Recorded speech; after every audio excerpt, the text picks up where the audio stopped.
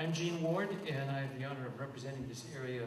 And historically, as you know, this area was the subject of one young man who wanted to start a shark tour in Maunalua Bay. Just as a brief note of history, there were over 300 of us who showed up and said, this is not what the community wanted, and if you put all the anecdotes together that were said, a tremendous amount of animosity, a tremendous amount of experience, a tremendous amount of ill will, if you will, said, let's do something about it. And that's why we're here today. This is phase 2, if you will, of the democratic process. My name's Bob Chuck. I'm the chair of the Kuli'o'o Kalani Iki Neighborhood Board Number 2. And our jurisdiction runs from the west end of Hawaii Kai all the way to Kalani High School. And of course, adjacent to us is Maunalua Bay. So we're very much interested in this business of shark tours. And so on June 4th of this year, our board did pass, after much discussion, this resolution, which urged the passage of legislation to effectively ban all commercial shark tours in Maunalua Bay and throughout the state. And our resolution went further to say that we want to urge the legislature to prohibit use of public facilities such as the parks, the piers, the ramps, the harbors, by shark tour operators, and prohibit commercial use of shark cages designed to place humans in close proximity to sharks. So in summary, our neighborhood board number 2 is against shark tours. But here's something that the public is concerned about: these animals coming in, possibly harming us, and it seems like there's a lot of paperwork and all this for us to enforce something that's already there. The other thing that I spoke to a lifeguard friend of mine. I went to a beach not too long ago, and there was a shark sighting. They closed the whole beach. They got everybody out of the water, and I'm like, you know, if this is such a big deal for these shark feedings and the Congress and everybody, whoever doesn't want to push this, then why have the lifeguards shut all the beaches down if it's such a safe thing? You know what I'm going at? It's just the Coast Guard and everybody are pushing private people on jet skis, pushing them to go to schools, saying they're going to take your ski away for this. But then here we are, hundreds of people wanting us to push this thing, and we have to go through legislature. Now it's January 26th. I witnessed the jet skis. I was out on one of my boats, and I witnessed jet skis going from the big pink house that's off Kalani'aniole, rented by a bunch of guys, and they were taking people from the beach, and these skis were going back and forth, more activity I've ever seen. The next day I heard what they were doing, and they had actually sunk the cage underwater. And several days later, I called Ed Underwood, and I told him about this, and I heard it was a day or 2 days later. They actually went out there, took the buoy, took everything, and they confiscated it. Now, if that's what he said, if that's the truth, but we know they're there, and I just want to say, why is it taking, why do we have to keep fighting for this? Why can't we just say no shark feeding, no vessels in any public or private harbors to have cages on them, period? I mean, how hard is that? There has to be a dock master. So if you see a cage, that boat has to be seated. Call the Coast Guard, call whoever it is. The problem is the DLNR. That's our first, we gotta fix them first. No rules, no sense making rules, you got no enforcement. I think it's also important for our news representatives to go out and to ask the DLNR why they are not enforcing the laws. I think it would be wonderful to have an interview with the head of the Coast Guard to ask why aren't they putting enough enforcement activity. I agree completely with you in terms of the jet ski thing.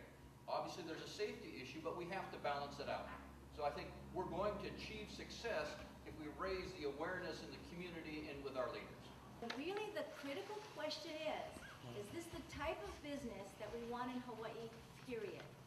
There's so many more kinds of water businesses that can be created and evolved for educational purposes that should have nothing to do with sharks or any kind of feeding at all.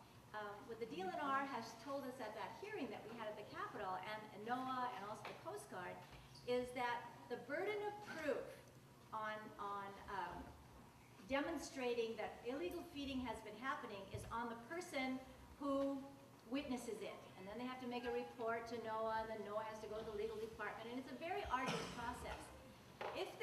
If we can pass a law that says no shark feeding, no shark viewing tours, period, then DLNR, DCCA cannot issue any permits at all. And then the selling of shark cages becomes monitorable, able to be monitored. You know, there's a lot of peripheral kinds of questions or concerns that pivot from this one law, and I think that that's the bottom line. And you know, with all due respect to all the businesses that are currently operating here, if it is the will of the people that this business period should not be here, then those who are currently in business, maybe we can find another way for them to continue being in business that have nothing to do with sharks. When we go out to the Sierras, we don't feed the deer. I know when we go to Alaska, we don't feed the bears. When we go to Canada, we don't feed the polar bears. Because we know if we feed these animals, it changes their patterns of behavior where they become dependent on humans. And I think the same analogy applies today in terms of why we're totally concerned about feeding sharks in terms of the impact that it can have on our community. I think the findings that you've got in the proposed legislation are too narrow, because they are solely related to public safety. And I think what I heard in April and what I heard tonight is that there are more broader concerns than just public safety. It is the exploitation of the sharks and the affecting of the natural resources, as well as the danger to people that produces the objection.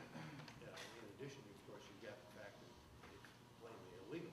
But I think it's a broader concern than just public safety, and your finding is limited to public safety. We know it's illegal, but we have the authority under this subsection to issue a permit, even if the law prohibits it.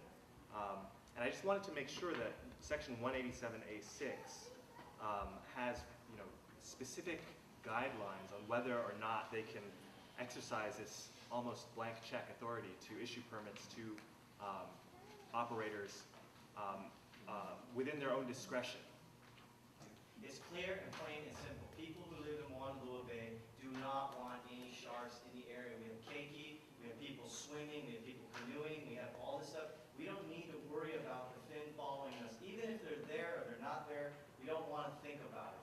We all know they're there. And now we're striking back, and that's where the awareness, the consciousness raising, and otherwise what the community has done and what we are now doing as we close phase 2 to phase 3. I hope all of you who've contributed tonight will either continue to write on your paper things that should or should not be done with this piece of legislation.